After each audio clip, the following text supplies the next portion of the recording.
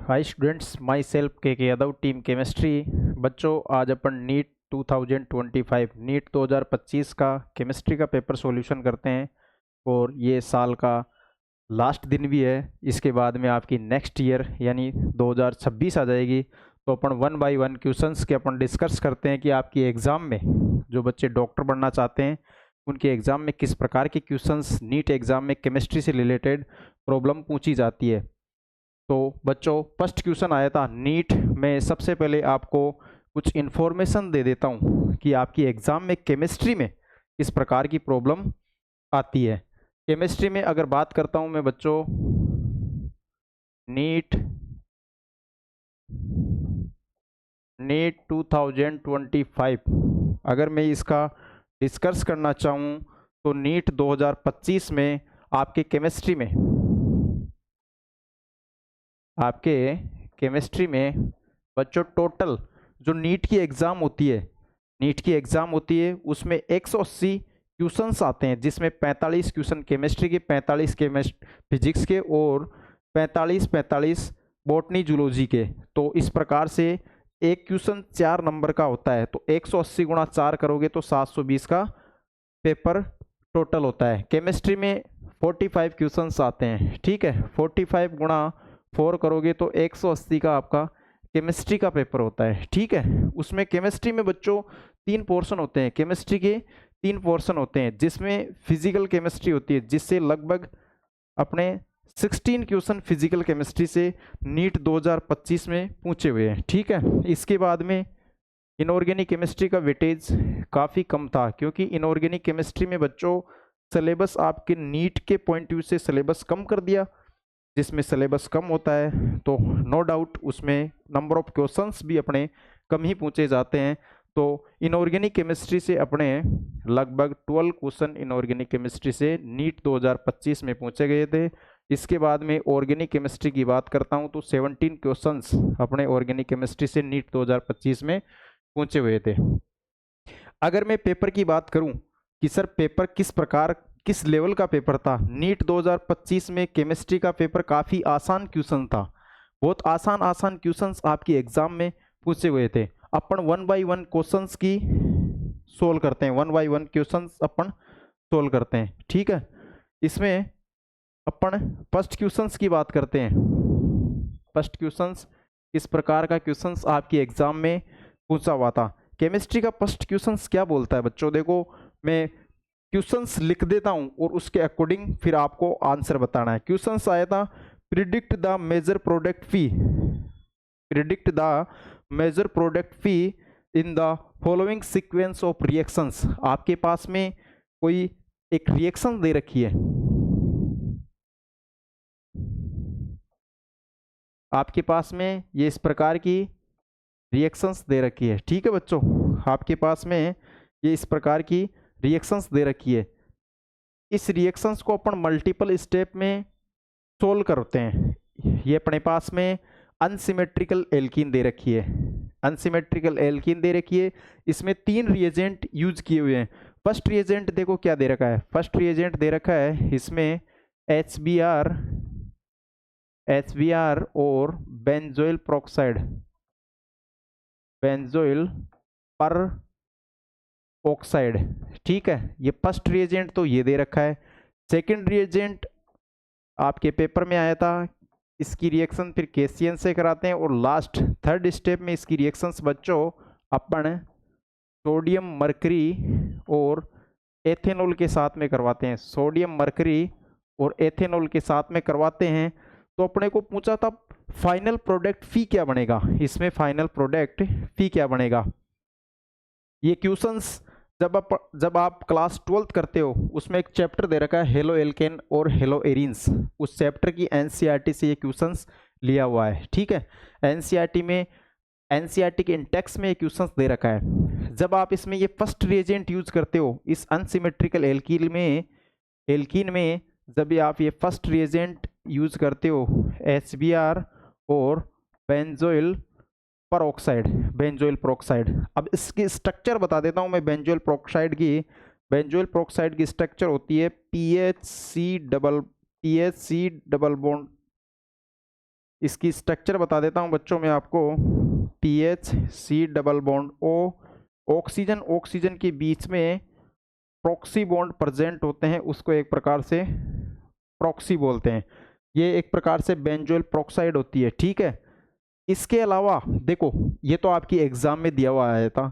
इसके अलावा आपकी एग्जाम में बच्चों इस प्रोक्साइड की जगह R2O2 ये भी दे सकता है। यहाँ भी ऑक्सीजन एक प्रकार से प्रॉक्सी बॉन्ड से अटैच होते हैं, ठीक है। इसके बाद में आपके पास में ऐसे सिंपल भी लिख सकता है पेरोक्साइड भी लिख सकता है, H2O2 हाइड्रोजन पेरोक्साइड कुछ भी दे सकता है।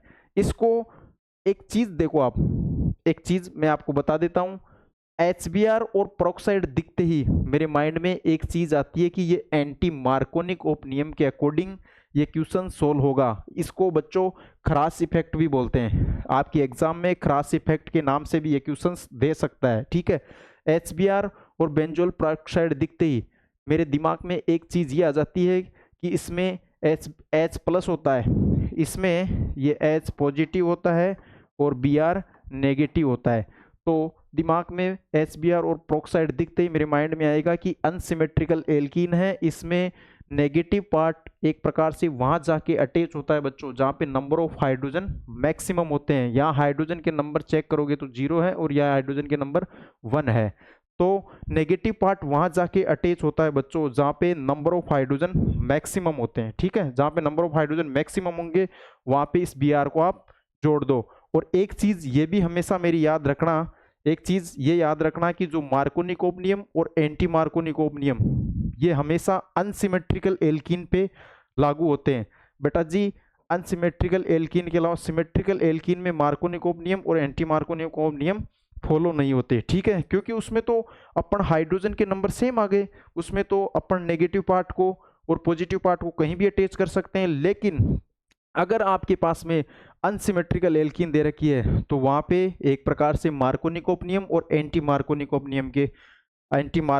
नियम के अकॉर्डिंग ये एडिशन होता है, ठीक है। HBr HCl HF का, ठीक। एक चीज हमेशा याद रखना, अगर यहाँ पे HBr दे रखा तब ये मार्कोनिकोव नियम के अकॉर्डिंग इसमें ऐड हो जाता।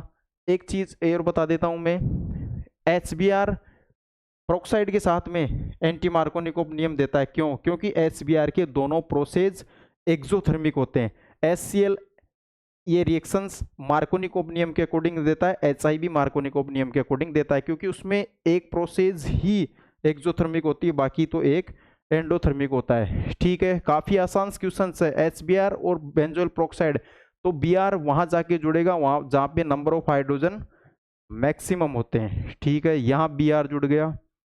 इसके बाद में यहाँ इसको अपन कुछ भी इसके साथ में छेड़छाड़ नहीं करेंगे, ठीक है। इसके बाद में बच्चों नेक्स्ट अपने पास में रिएजेंट क्या दे रखा है। नेक्स्ट ये फर्स्ट रिएजेंट से अपन जैसे ही सोल्व करते हैं तो अपने पास में ये प्रोडक्ट बन गया, लेकिन अपने को तो फाइनल प्रोडक्ट पूछा है। जो लास्ट में इन तीनों रिएजेंटों को यूज करते हुए लास्ट में अपने पास में जो प्रोडक्ट मिलेगा ना, वो एक प्रकार से फाइनल प्रोडक्ट होगा।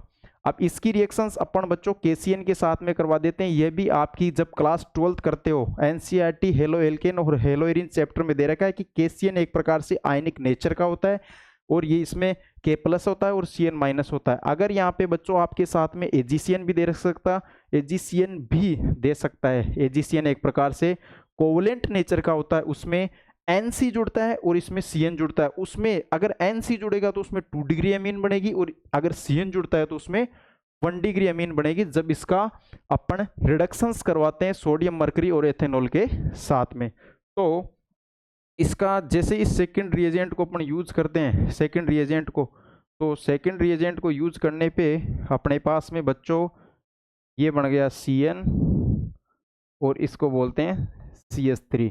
अब भी अपनी रिएक्शंस खत्म नहीं हुई, इसमें अपना थर्ड रिएजेंट देखो। अब अपने पास में थर्ड रिएजेंट दे रखा है सोडियम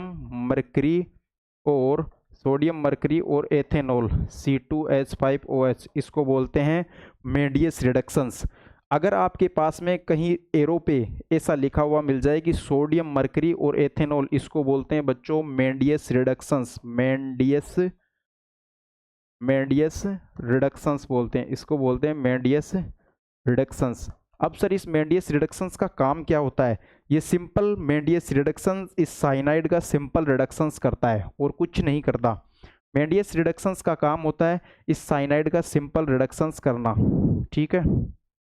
इसमें CH2NH2 इसमें 1 डिग्री अमाइन की फॉर्मेशन हो गई। अगर यहाँ पे मेरा एक ही, अब नेक्स्ट जैसे आपका एग्जाम में क्वेश्चंस आए, नेक्स्ट जैसे आपकी कोई नीट एग्जाम लगे और नेक्स्ट ईयर ऐसा क्वेश्चंस पूछ ले कि यहाँ केसीएन की जगह अगर एजीसीएन दिया होता, केसीएन की जगह अगर आप पे एजीसीएन दिया होता तो वहाँ पे एक प्रकार से एनसी का सिंपल रिडक्शंस करोगे तो 2 डिग्री एमाइन की फॉर्मेशन होती है, ठीक है।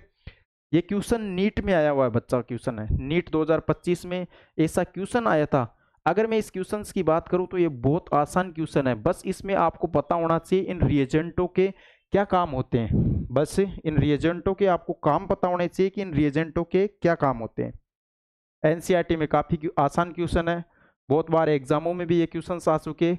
और ये क्वेश्चंस की अगर मैं सिंपलेस्ट की बात करूं तो ये काफ़ी आसान क्वेश्चन है, इसमें कोई ज़्यादा लॉजिकल चीज़ें नहीं हो, आपको बस इनके रिएजेंटों के नाम पता होने, इनके काम पता होने चाहिए कि HBr और बेंजोल प्रोक्साइड आ जाए तो उसका क्या काम है, और केसीएन किस प्रकार से जुड़ता है, और सोडियम मरकरी एथेनॉल के साथ में मेंडियस रिडक्शंस होता है, ये साइनाइड का सिंपल रिडक्शंस करता है। बहुत आसान क्वेश्चन है, बहुत ही आसान क्वेश्चन है। इसके बाद में अपन नेक्स्ट क्वेश्चंस की बात करते हैं बच्चों। नेक्स्ट क्वेश्चंस क्या दे रखा है अपने को? नेक्स्ट क्वेश्चंस की मैं बात करूं, दूसरा क्वेश्चन है which one of the following compound exist cis and trans. आपकी आइसोमेरिज्म जब आप क्लास 11th करते हो तो उसमें एक टॉपिक दे रखा है आइसोमेरिज्म, उससे लिया हुआ क्वेश्चन है, मैं बता देता हूं। क्वेश्चन नंबर 2 आपके पास में 4 ऑप्शन गिवन है, उनमें से बताना है कि कौन सा सिस और ट्रांस आइसोमेरिज्म शो करेगा। बहुत आसान क्वेश्चन है, कई बार टेस्टों में अपन जब क्लास लेते हैं तब नोट्सों में भी लिखाते हैं कि बच्चा कौन सा सिस और ट्रांस आइसोमेरिज्म शो करेगा। आइसोमेरिज्म एक 11th में एक टॉपिक है, उसमें दे रखा है ज्योमेट्रिकल आइसोमेरिज्म, ऑप्टिकल आइसोमेरिज्म। ये स्टीरियो आइसोमेरिज्म के 2 पार्ट होते हैं, और ज्योमेट्रिकल आइसोमेरिज्म होता है ना, वो सिस और ट्रांस आइसोमेरिज्म शो करता है। इसके बाद में इसके अलावा अपन स्ट्रक्चरल आइसोमेरिज्म की बात करते हैं, जिसमें chain isomerism, position isomerism, functional group isomerism, metamerism, tautomerism, ring chain isomerism. ये बहुत आपकी एनसीईआरटी करोगे ना क्लास 11th की, जब आप एनसीईआरटी करते हो तो उसमें ज्योमेट्रिकल आइसोमेरिज्म दे रखा है, उससे रिलेटेड ये क्वेश्चन है। क्वेश्चन पूछा है कि सिस और ट्रांस कौन शो करेगा। 4 ऑप्शन गिवन है अपने पास में, विच कैन शो,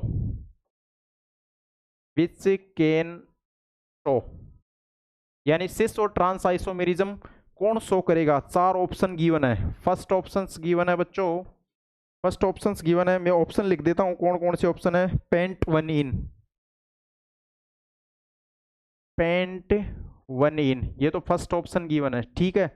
सेकंड ऑप्शन है अपने पास में, सेकंड ऑप्शन है 2 मिथाइल हेक्स 2 इन, सेकंड ऑप्शन है 2 मिथाइल हेक्स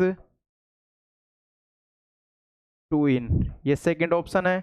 इसके बाद में थर्ड ऑप्शन गिवन है बच्चों, थर्ड ऑप्शन है अपने पास में 1,1 di methyl cyclopentane, third option है 1,1 di methyl 1,1 die methyl cyclo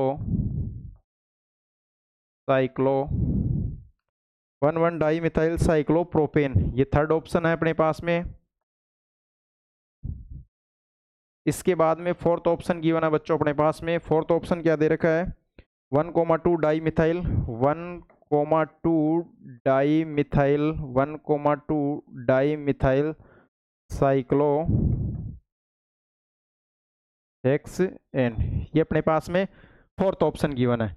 अब क्वेश्चंस क्या दे रखा है आपके पास में, आपके एग्जाम में क्वेश्चंस पूछा हुआ है नीट 2025 में, ये क्वेश्चन आया हुआ है कि कौन सा सिस और ट्रांस आइसोमेरिज्म शो करेगा, which can show cis and trans isomerism. जब आप आइसोमेरिज्म टॉपिक स्टार्टिंग से एंडिंग तक पढ़ते हो तो उसके बीच रास्ते में एक ज्योमेट्रिकल आइसोमेरिज्म आता है, ज्यामितीय समावयवता या ज्योमेट्रिकल आइसोमेरिज्म शो करने के लिए कंपाउंड्स के पास में कुछ कंडीशंस होती है और मैं 2 ही कंडीशंस के बेस पे इस क्वेश्चंस को सोल्व कर दूंगा। कंडीशंस होती है कि कार्बन कार्बन के बीच में डबल बॉन्ड होना चाहिए। अगर कार्बन कार्बन के बीच में डबल बॉन्ड होता है तो उसको बच्चों एक प्रकार से बोलते हैं रिस्ट्रिक्टेड रोटेशन, प्रतिबंधित घूर्णन। और दूसरी कंडीशंस होती है कि एक ही कार्बन से जुड़े हुए दोनों ग्रुप सेम नहीं होने चाहिए। यहाँ एक ग्रुप जुड़ रहा है तो दूसरा ए नहीं जुड़ सकता, दूसरा कोई डिफरेंट ग्रुप जुड़ेगा, जैसे यहाँ बी जुड़ गया।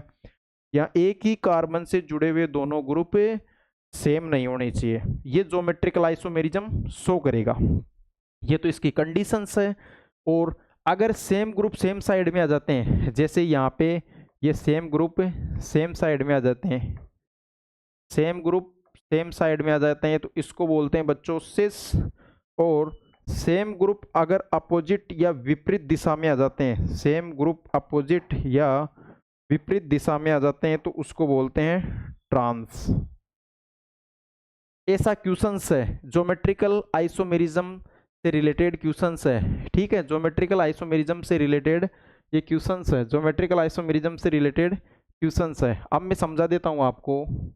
फर्स्ट ऑप्शंस गिवन है अपने पास में, फर्स्ट ऑप्शंस दे रखा है 1 2 3 4 5, 5 कार्बन हो गए। ठीक है, 1 पोजीशंस पे डबल बॉन्ड, ये देखो बाकी वैलेंसी हाइड्रोजन से कंप्लीट, तो एक ही कार्बन पे 2 सेम ग्रुप आ गए, वो कभी भी सिस और ट्रांस आइसोमेरिज्म यानी ज्योमेट्रिकल आइसोमेरिज्म शो नहीं करेंगे, तो ये ऑप्शंस इनकरेक्ट हो गया। सेकंड ऑप्शंस अपने पास में बच्चों, सेकंड ऑप्शंस है 1 2 3 4 5 6, 2 पोजीशंस पे मिथाइल ग्रुप जुड़ रहा है। ठीक है, और 2 पोजीशंस पे डबल बॉन्ड भी गिवन है। तो ये देखो ये दोनों कार्बन सेम हो गए ना, सेम हो गए, तो ये कभी भी सिस और ट्रांस आइसोमेरिज्म शो नहीं करेंगे। इधर से तो देखो ज्योमेट्रिकल आइसोमेरिज्म शो हो रही है, इधर से तो हो रही है, लेकिन दोनों कार्बन से होनी चाहिए ना बच्चों, इससे भी होनी चाहिए और इससे भी होनी चाहिए। तो ये सिस और ट्रांस आइसोमेरिज्म, मतलब कहने का मतलब ये ज्योमेट्रिकल आइसोमेरिज्म ही शो नहीं करेगा। इसके बाद में थर्ड ऑप्शन देखो क्या गिवन है, 1,2 di methyl, 1,2 di methyl cyclopropane. ये 3 नंबर की अपने पास में रिंग है। इसमें देखो रिंग के केस में एक कंडीशंस होती है कि एक ही कार्बन से देखो ये दोनों मिथाइल मिथाइल सेम सेम जुड़ गए, तो ये कभी भी ज्योमेट्रिकल आइसोमेरिज्म शो नहीं करेंगे। ठीक है, अगर फोर्थ ऑप्शंस देखो, फोर्थ ऑप्शंस क्या दे रखा है, 1,2 डाई मिथाइल साइक्लोहेक्सेन, ये साइक्लोहेक्सेन की स्ट्रक्चर है। अब इसमें 1 पोजीशंस में मिथाइल और 2 पोजीशंस पे मिथाइल जुड़ रहे हैं। यहाँ देखो बच्चों इस कार्बन के पास में एक तो मिथाइल जुड़ रहा है और बाकी एक हाइड्रोजन से इसकी वैलेंसी कंप्लीट कर देते हैं। ये देखो ये सिस और ट्रांस आइसोमेरिज्म शो कर देगा। यहाँ पे एक प्रकार से इस मिथाइल को या तो वेज पे डाल दो या डेस पे डाल दो। अगर वेज वेज पे दोनों को डालोगे मिथाइल ग्रुप को तो वो एक प्रकार से सिस हो जाएगा, और डेस डेस पे भी सिस।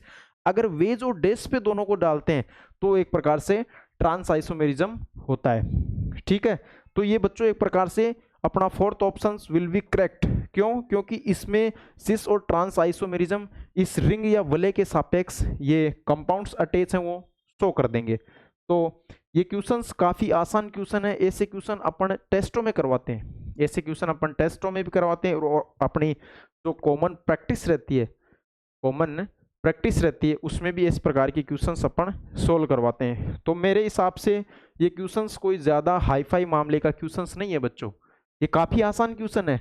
इस प्रकार के क्वेश्चंस की प्रैक्टिस आप करते हो, जब चैप्टर स्टार्ट करवाते हैं तो आइसोमेरिज्म में से भर भर के क्वेश्चंस करवाते हैं, कम से कम 50-60 क्वेश्चन इस प्रकार के करवाते हैं, ताकि ये हमारे बच्चों के क्वेश्चंस इनकरेक्ट नहीं हो। काफ़ी आसान क्वेश्चन है। इसके बाद में ज्योमेट्रिकल आइसोमेरिज्म के बाद में, इसके बाद में अपन नेक्स्ट क्वेश्चंस करते हैं। Question number 3, question number 3 NEET 2025 में क्वेश्चन नंबर 3,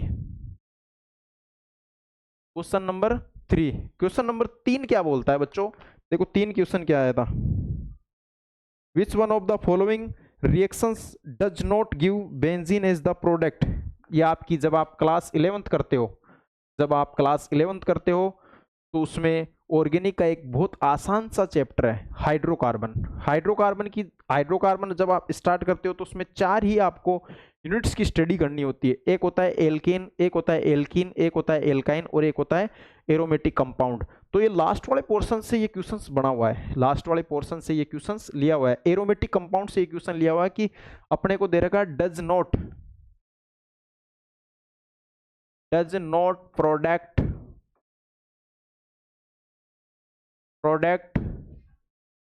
इन बेंजीन,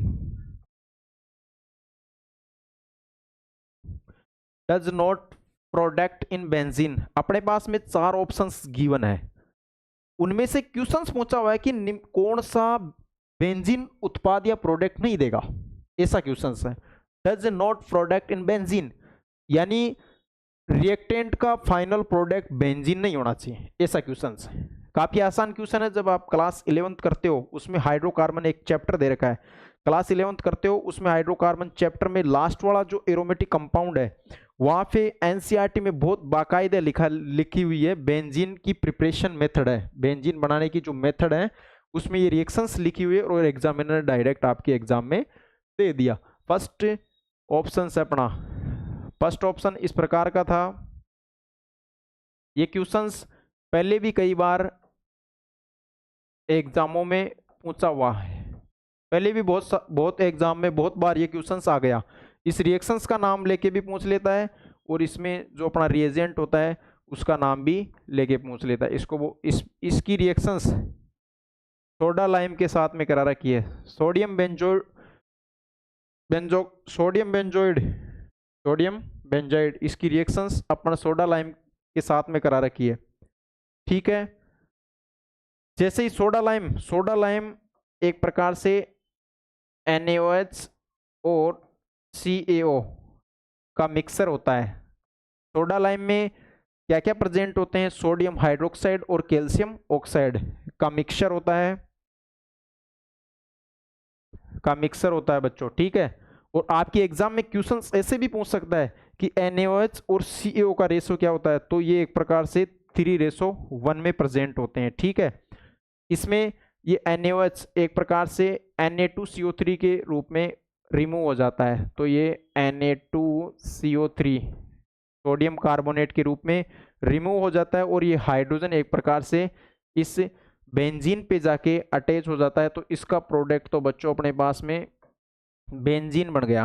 अपने को क्वेश्चंस पूछा था कि ये रिएक्शन सोल्व होगी, ऐसा अपने को ये रिएक्शंस दे रखी थी, अब अपने को इसको कंप्लीट करना है। तो इसमें रिएजेंट सोडा लाइम है, NaOH की प्रेजेंस में CaO, तो इसमें बेंजीन बनता है। इस रिएक्शंस का नाम होता है बच्चों डीकार्बोक्सिलेशन रिएक्शंस, जिसमें एक प्रकार से नंबर ऑफ कार्बन इंक्रीज होते हैं, जिसमें नंबर ऑफ कार्बन की वैल्यू या नंबर ऑफ कार्बन इंक्रीज हो जाते हैं। एक बार नीट 2021 में एक क्वेश्चन पूछा हुआ था कि डीकार्बोक्सिलेशन रिएक्शन में NaOH के अलावा यानी सोडा लाइम में NaOH के अलावा दूसरा कौन सा रिएजेंट यूज करते हैं, तो उसका आंसर था CaO sodium calcium oxide, sodium hydroxide के अलावा कैल्शियम ऑक्साइड सोडा लाइम में यूज किया जाता है, ठीक है। तो इसमें बेंजीन बन गया, तो ये ऑप्शन अपना नहीं होगा। अपने को क्वेश्चंस पूछा था कि बेंजीन प्रोडक्ट नहीं होना चाहिए। दूसरा ऑप्शन है बच्चों 1 2 3 4 5 6 इसकी रिएक्शंस करा रखी थी उसने MO2O3 मोलिब्डेनम ऑक्साइड और 773 इसमें केल्विन टेम्परेचर दे रखा था और 20 से 30 ATM प्रेशर, 20 से 30 ATM प्रेशर पे ये एक प्रकार से साइक्लाइजेशन रिएक्शंस है, ये एक प्रकार से साइक्लाइजेशन रिएक्शन है जिसमें जो एलिफेटिक कंपाउंड होता है, जिसमें जो एलिफेटिक कंपाउंड होता है वो एरोमेटिक कंपाउंड में चेंज हो जाता है। इसको साइक्लाइजेशन रिएक्शंस बोलते हैं। NCERT class 11th hydrocarbon chapter में गिवन है। एलिफेटिक जो कंपाउंड होता है वो एक प्रकार से एरोमेटिक कंपाउंड यानी बेंजीन जैसे कंपाउंड्स में चेंज हो गया, ठीक है। ये ऑप्शंस भी नहीं होगा। थर्ड ऑप्शंस अपने पास में एग्जाम में आया था एसिटिलीन या एथाइन की रिएक्शंस। जब एसिटिलीन या एथाइन को अपन रेड हॉट आयरन ट्यूब में डालते हैं, रेड हॉट आयरन ट्यूब में डालते हैं, रेड हॉट आयरन ट्यूब में डाला जाता है, इसको बोलते हैं पॉलीमराइजेशन रिएक्शंस, ठीक है। तो इसमें एक प्रकार से बेंजीन प्रोडक्ट बनता है रेड हॉट। जैसे ही इस एसिटिलीन या इस एथाइन को जैसे ही इस एसिटिलीन या इस एथाइन को रेड हॉट आयरन की ट्यूब में डाला जाता है तो ये एक प्रकार से बेंजीन प्रोडक्ट बना के अपने को देता है। और फोर्थ ऑप्शन था बच्चों, थर्ड ऑप्शन भी अपना इनकरेक्ट हो गया। फोर्थ ऑप्शन था कि इस N2 प्लस और Cl माइनस इसकी रिएक्शंस अपने को H2O वार्म यानी वाटर के साथ में, अगर इस देखो सामान्य कंडीशन में, नॉर्मल कंडीशन में ये बेंजीन डाइओजोनियम अपना डिकम्पोज नहीं होता। जैसे ही इसको इस H2O वार्म के साथ में अपन बॉईल करते हैं तो ये भी आपकी जब फिनोल बनाते हो, फिनोल वाले मेथड में दे रखा है, तो इसमें H प्लस होता है, H प्लस होता है, OH माइनस होता है।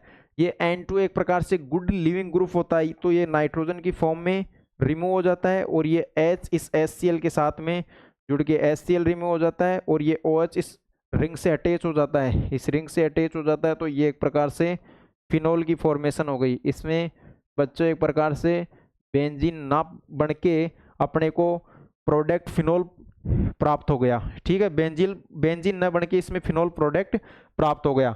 अब क्वेश्चन आ सकता है कि बेंजीन रिंग के ऊपर OH ग्रुप का दिखाई देना वो फिनोल कहलाता है, बेंजीन रिंग के ऊपर CHO ग्रुप का दिखाई देना वो बेंजल्डिहाइड कहलाता है, बेंजीन रिंग के ऊपर COOH ग्रुप का दिखाई देना वो बेंजोइक एसिड कहलाता है, बेंजीन रिंग के ऊपर OCH3 ग्रुप का दिखाई देना वो एनिसोल कहलाता है, बेंजीन रिंग के ऊपर OC2H5 ग्रुप का दिखाई देना वो फेनिटोल कहलाता है, और बेंजीन रिंग के ऊपर C double bond O CH3 उसको बेंजोफिनोन बोलते हैं, और दो बेंजीन रिंगों के बीच में कार्बोनिल कंपाउंड का प्रेजेंट होना वो एक प्रकार से बेंजोफिनोन कहलाता है। ये बहुत सारे जो कॉमन नेम बता रखा हूँ ये आपको बच्चों याद करना है। आपकी एनसीईआरटी जब आप 11 से 12th में करते हो तो बहुत सारे कॉमन नेम दे रखे हैं, उनके आपकी एग्जाम में डायरेक्ट IUPAC नेम भी पूछ लेता है, कभी कभी एग्जाम में क्वेश्चंस भी आ जाते हैं, तो आपको बच्चों बहुत आराम से इन चीज़ों को सोल्व करना है।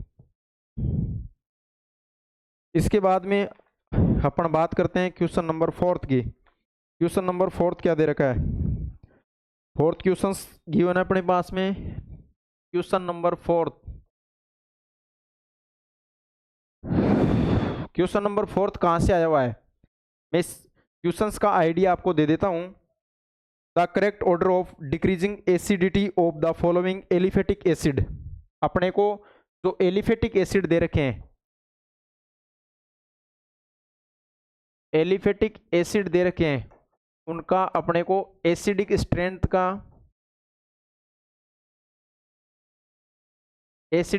का डिक्रीजिंग ऑर्डर बताना है। ये क्वेश्चंस कहाँ से लिया हुआ है? जब आप क्लास 12th करते हो तो उसमें कार्बोक्सिलिक एसिड, क्लास 12th में कार्बोक्सिलिक एसिड चैप्टर दे रखा है, उसके इंटेक्स से ये क्वेश्चंस लिया हुआ है। इंटेक्स में क्वेश्चंस दे रखे हैं, उन क्वेश्चंस को डायरेक्ट उठा के आपकी एग्जाम में फ्रेम कर दिया। तो एसिडिक स्ट्रेंथ और बेसिक स्ट्रेंथ के क्वेश्चंस अक्सर नीट की एग्जाम में पूछ लिए जाते हैं। एसिडिक स्ट्रेंथ, बेसिक स्ट्रेंथ, ये डिक्रीजिंग, इंक्रीजिंग, ये ऐसे क्वेश्चंस आपके एग्जाम में बहुत सारे आते हैं। और आप ये क्लास 12th जब आप करते हो तो उसमें एक चैप्टर दे रखा है कार्बोक्सिलिक एसिड चैप्टर, उससे ये एनसीईआरटी के इंटेक्स में क्वेश्चंस दे रखे हैं, वहां से ये क्वेश्चंस डायरेक्ट एग्जामिनर ने उठा के आपके एग्जाम में दिया है। तो क्या कौन कौन से एसिड दे रखे हैं?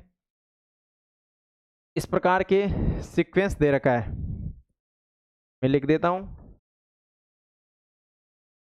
COOH और दूसरा ऑप्शन दे रखा है CH3 2CH COOH, और थर्ड दे रखा है बच्चों एसिटिक एसिड, और इसके बाद में फोर्थ दे रखा है फॉर्मिक एसिड, जो चींटी के डंक में पाया जाता है। कभी कभी जो बोर्ड की एग्जाम होती है उसमें क्वेश्चंस पूछ लिया जाता है आधे नंबर का कि चींटी के डंक में कौन सा एसिड प्रेजेंट होता है, तो वहाँ आंसर होता है बच्चों फॉर्मिक एसिड या मेथेनोइक अम्ल, मेथेनोइक एसिड या फॉर्मिक एसिड, इसका हो गया आंसर। अब देखो एसिडिक स्ट्रेंथ के लिए कंडीशंस होती है।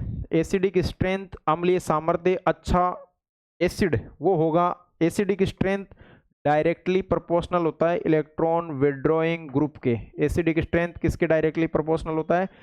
Acidic strength directly proportional electron withdrawing group, और इलेक्ट्रॉन नेगेटिविटी के भी बच्चों डायरेक्टली प्रोपोर्शनल होता है और व्युत्क्रमानुपाती होता है किसके, या इनवर्सली प्रोपोर्शनल होता है। डायरेक्टली प्रोपोर्शनल तो इलेक्ट्रॉन विड्रॉइंग ग्रुप, जितने भी जो नेगेटिव इफेक्ट होते हैं जैसे -m, -i, -h, उनके तो ये डायरेक्टली प्रोपोर्शनल होता है एसिडिक स्ट्रेंथ इलेक्ट्रॉन नेगेटिविटी के भी। और जितने भी इलेक्ट्रॉन डोनेटिंग ग्रुप, जितने भी जो डोनर इफेक्ट होते हैं, जैसे डोनर इफेक्ट में बात करूं मैं +m, +h, +i, इनके ये एक प्रकार से इनवर्सली प्रोपोर्शनल होता है, यानी उल्टा होता है। जितने भी जो प्लस वाले होते हैं ना, वो एसिडिक स्ट्रेंथ को इंक्रीज नहीं बल्कि डिक्रीज करते हैं।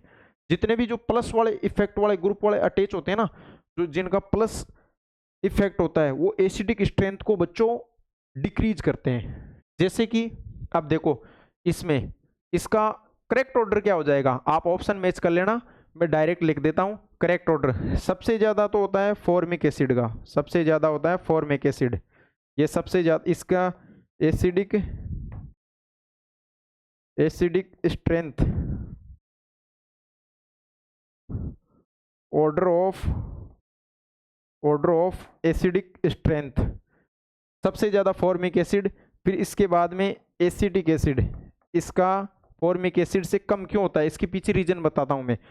जो एल्काइल ग्रुप होता है उसका प्लस आई इफेक्ट होते हैं और प्लस वाले एसिडिक स्ट्रेंथ को डिक्रीज करते हैं, प्लस वाले एसिडिक स्ट्रेंथ को डिक्रीज करते हैं। इसके बाद में ये हो जाएगा CH3OH, यहाँ पे बच्चों दो प्लस आई इफेक्ट हो गए, ये भी प्लस आई, ये भी प्लस आई, ये दो प्लस आई इफेक्ट का जैसे इस पे इफेक्ट पड़ेगा तो इसकी एसिडिक स्ट्रेंथ कम हो जाएगी। और इसमें ये तुम्हें तो ट्रसरी दे रखा है, इस लास्ट वाले में तो ट्रसरी दे रखा है, इसमें 3 प्लस आई इफेक्ट दे रखे हैं, 3 प्लस आई इफेक्ट दे रखे हैं। तो 3 प्लस आई इफेक्ट का जैसे इस पे इफेक्ट लगेगा तो इसकी एसिडिक स्ट्रेंथ डिक्रीज हो जाएगी, यानी इसकी एसिडिक स्ट्रेंथ कम हो जाएगी। ऐसा ऑप्शन आप बच्चों मैच कर लेना, ऐसा ऑप्शन मैच कर लेना, और ऐसा ऑप्शन आप मैच करोगे तो थर्ड ऑप्शन आपके पेपर में गिवन था एसिडिक स्ट्रेंथ के बारे में, या एसिडिक स्ट्रेंथ से रिलेटेड ये क्वेश्चंस था, जिसमें acidic strength, aliphatic acidic strength के बारे, एरोमेटिक के बारे में पूछ सकता है। एरोमेटिक में बस सिंपल सा चीजें याद रखो, acidic strength electron withdrawing group, जितने भी जो नेगेटिव इफेक्ट वाले होते हैं ना, वो एसिडिक स्ट्रेंथ को इंक्रीज करते हैं, और जितने भी जो पॉजिटिव यानी इलेक्ट्रॉन डोनेटिंग ग्रुप होते हैं वो एसिडिक स्ट्रेंथ को बच्चों डिक्रीज करते हैं। ठीक है, अब देखो इसमें कोई भी इफेक्ट नहीं जुड़ रखा तो इसकी सबसे ज्यादा एसिडिक स्ट्रेंथ आ जाएगी। इसमें प्लस आई जुड़ रखा है, एक जुड़ रखा है एल्काइल ग्रुप का। एल्काइल ग्रुप क्या होते हैं, जिसमें कार्बन प्रेजेंट हो और बाकी जो हाइड्रोजन हो सिग्मा बॉन्ड से अटैच हो, उसको बोलते हैं एल्काइल ग्रुप। और एल्काइल ग्रुप जैसे CH3, C2H5, एथिल, मेथिल, इनका कौन सा होता है, प्लस आई इफेक्ट होते हैं और प्लस वाले एसिडिक स्ट्रेंथ को डिक्रीज करते हैं, कम करते हैं। ठीक है, इस प्रकार से एरोमेटिक वाले भी याद रखना, एरोमेटिक वाले भी आपके एग्जाम में क्वेश्चन पूछ ले कि सबसे ज्यादा कौन एरोमेटिक एसिडिक होगा एरोमेटिक में। ठीक है, इसके बाद में बच्चों क्वेश्चन नंबर 5, क्वेश्चन नंबर 5 की बात करते हैं अपन। क्वेश्चन नंबर 5 देखो क्या दे रखा है, question number 5, question number 5, question number 5 की मैं बात करता हूं तो क्वेश्चन नंबर 5 क्या दे रखा है, the correct order of decreasing basic strength in given amine. अपने को बेसिक स्ट्रेंथ बताना है, basic strength in amine, basic strength का ऑर्डर बताना है एमाइन के केस में। ठीक है, अब मैं बता देता हूं, जब आप क्लास 12th करते हो तो उसमें एक चैप्टर दे रखा है एमाइन, जब आप क्लास 12th करते हो उसमें एक चैप्टर दे रखा है एमाइन, और एमाइन में बेसिक स्ट्रेंथ के बहुत सारे ऑर्डर दे रखे हैं, बहुत सारे ऑर्डर दे रखे होते हैं। जिसमें बच्चों बेसिक स्ट्रेंथ की बात करता हूं तो बेसिक स्ट्रेंथ में जो एलिफेटिक होता है, एलिफेटिक एमाइन होता है ना, की बेसिक स्ट्रेंथ ज्यादा होती है कंपेयर टू एरोमेटिक एमाइन।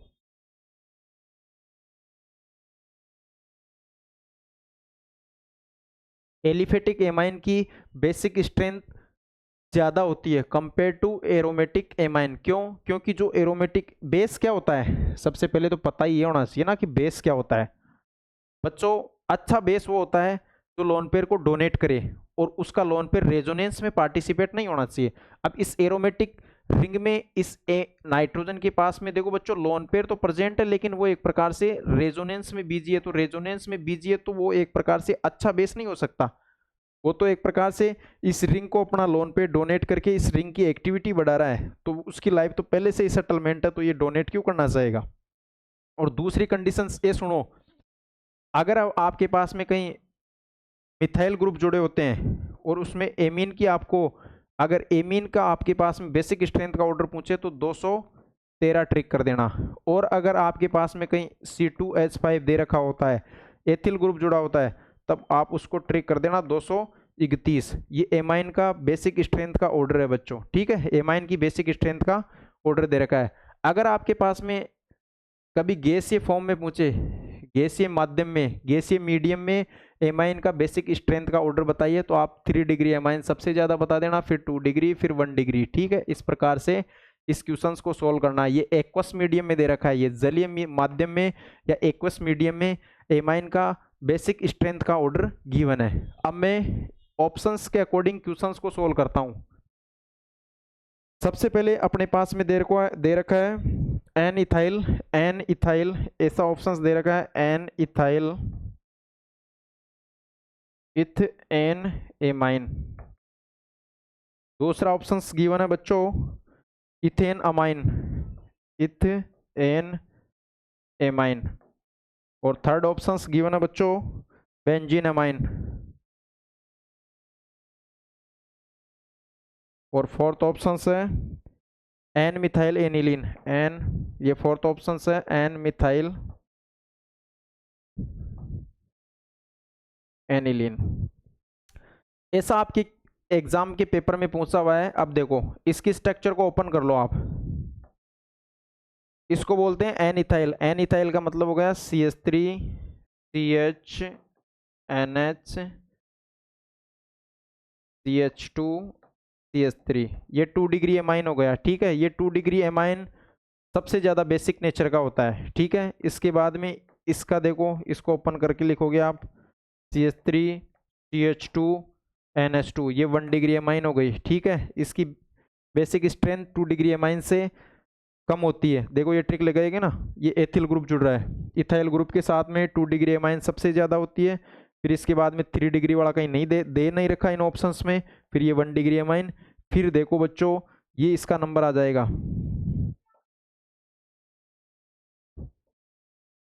ये CH3 का प्लस आई इफेक्ट भी तो होता है ना, प्लस आई इफेक्ट। और ये बेंजीन एमाइन जिसको एक प्रकार से एनिलीन बोलते हैं।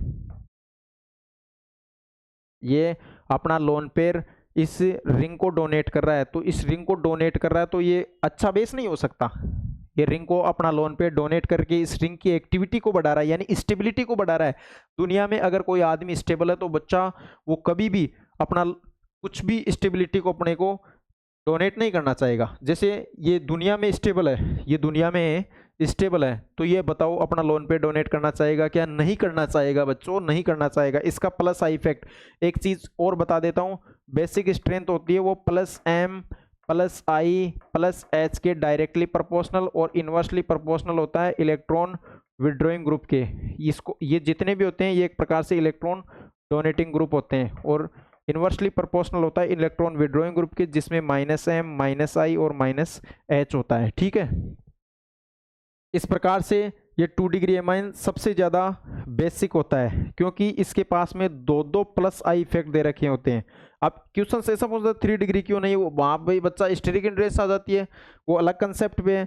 ये 1 डिग्री एमाइन हो गई, और फिर यहाँ पे ये एक प्रकार से एन मिथाइल एनिलीन, इसके पास में ये प्लस आई इफेक्ट दे रखा है, तो ये इसकी कंपेयर में ज़्यादा बेसिक होता है, और लास्ट वाला लेस बेसिक होता है। ऐसा ऑप्शंस आप करेक्ट करोगे तो ऑप्शंस नंबर 3 ऑप्शंस में ऐसा सारा गिवन है। ये इस क्वेश्चंस की बात करता हूं तो ये क्वेश्चंस कहाँ से लिया हुआ है? ये क्वेश्चंस जब आप क्लास 12th करते हो तो उसमें एमाइन चैप्टर दे रखा है। एमाइन चैप्टर में बेसिक स्ट्रेंथ के भर के क्वेश्चंस आपके एग्जाम में 1 साल छोड़ के 1 साल ऐसे क्वेश्चंस आते हैं और बहुत आसान क्वेश्चंस होते हैं।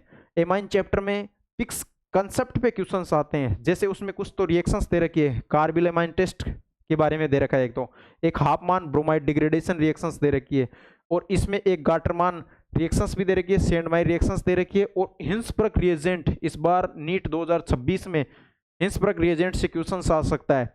और कुछ भी समझ में नहीं आए एग्जामिनर को तो बेसिक स्ट्रेंथ के क्वेश्चंस पूछता है, बेसिक कौन सा सबसे ज्यादा बेसिक है, कौन लेस बेसिक है, decreasing order, increasing order. Basic strength दिखते ही मेरे माइंड में आना चाहिए सबसे पहले कि जो एलिफेटिक एमाइन होता है वो एक प्रकार से मोर बेसिक होता है कंपेयर टू एलिफेटिक, वो सॉरी एलिफेटिक एमाइन मोर बेसिक होता है कंपेयर टू एरोमेटिक एमीन, क्योंकि जो एरोमेटिक एमीन होता है ना, एरोमेटिक एमीन में जो नाइट्रोजन होता है वो एक प्रकार से नाइट्रोजन का लोन पेयर होता है, वो एक प्रकार से रेजोनेंस में बिजी होता है, और रेजोनेंस में बिजी होने के कारण वो कभी भी अपना लोन पेयर इसको डोनेट नहीं करना चाहता, वो एक प्रकार से स्टेबिलिटी की ओर जाते हैं। तो ये क्वेश्चन नंबर 5 सोल्व हो गया आपका नीट का क्वेश्चन नंबर 5। इसके बाद में बच्चों अपन नेक्स्ट क्वेश्चंस की बात करते हैं। क्वेश्चन नंबर 6 बहुत ही आसान क्वेश्चंस है। क्वेश्चन नंबर 6 मैं बात कर देता हूं कहां से लिया हुआ क्वेश्चंस है।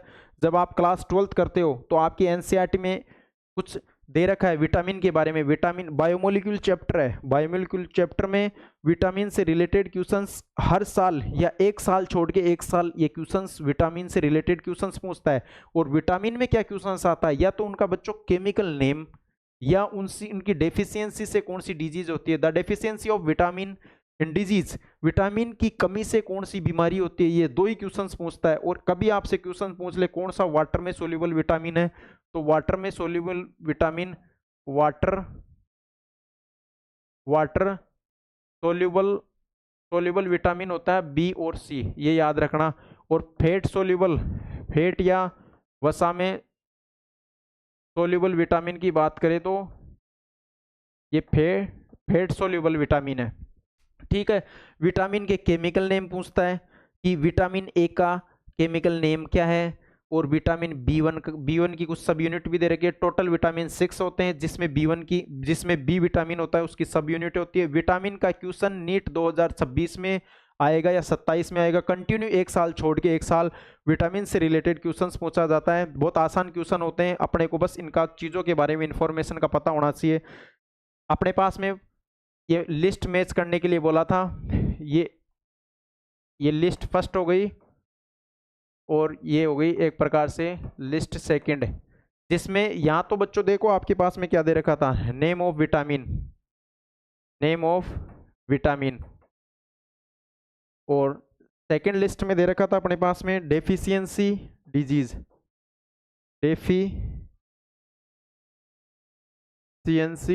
डिजीज। अब देखो विटामिन B12, ये एक प्रकार से नीट 2021 में भी क्वेश्चन पूछा था। विटामिन B12 इसकी कमी या डेफिशिएंसी से बच्चों परनीसियस एनीमिया नामक बीमारी होती है। कभी आपको क्वेश्चन पूछ ले कि विटामिन ए का केमिकल नेम क्या होता है, तो आपको करना है वहां पे साइनोकोबालामिन होता है, जिसमें जो कोबाल्ट होती है वो सेकंड ऑक्सीडेशन स्टेट की मेटल प्रेजेंट होती है। विटामिन B12 की कमी से क्वेश्चन पूछा हुआ था, विटामिन B12 की कमी से परनीसियस एनीमिया नामक बीमारी होती है, ये मैच कर लेना। इसके बाद में विटामिन डी में डायरेक्ट मैच करवा देता हूं, विटामिन डी की कमी से रिकेट्स नामक बीमारी होती है, जिससे अपनी हड्डियां कमजोर हो जाती है। जैसे ही अपने शरीर में बच्चों विटामिन डी की डेफिशिएंसी हो जाती है, कमी हो जाती है, तो उससे एक बीमारी या डिजीज जनरेट होती है रिकेट्स, जिससे अपनी हड्डियां कमजोर हो जाती है। इसलिए डॉक्टर लोग सलाह देते हैं कि विटामिन डी को अच्छा स्रोत होता है सनलाइट, प्रकाश, या मछली का यकृत, जो लीवर ऑफ फिश होता है, वो बहुत अच्छा इसका स्रोत होता है किसका, विटामिन डी का। विटामिन डी का आपको केमिकल नेम भी पूछ सकता है, तो आप करोगे कैल्सीफेरोल, ठीक है। इसके बाद में B2 की कमी से होता है किलोसिस, आपके पास में थर्ड ऑप्शन दे रखा है, विटामिन मैच करना है, मैचिंग क्वेश्चन है। विटामिन B2 की कमी से किलोसिस नामक बीमारी होती है, और विटामिन B6 की कमी से कन्वर्जन होता है, ठीक है। अब देखो क्या करना है, विटामिन ए का रासायनिक नाम होता है रेटिनोल, जिसकी कमी से क्या हो जाता है, रतौंधी आंखों की बीमारियां हो जाती है। इसलिए गाजर कैरेट विटामिन ए का good source of vitamin A in the carat. Vitamin A अच्छा स्रोत होता है इसका। गाजर का अच्छा स्रोत, गाजर अच्छा स्रोत होता है विटामिन ए। विटामिन से रिलेटेड क्वेश्चंस है, विटामिन से रिलेटेड क्वेश्चंस है।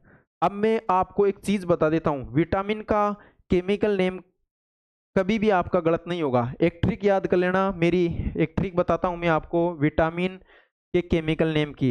विटामिन के रथ पर एक टॉफी, रथ पर एक टॉफी, तो रे का मतलब हो गया, देखो ये chemical name of vitamin, chemical name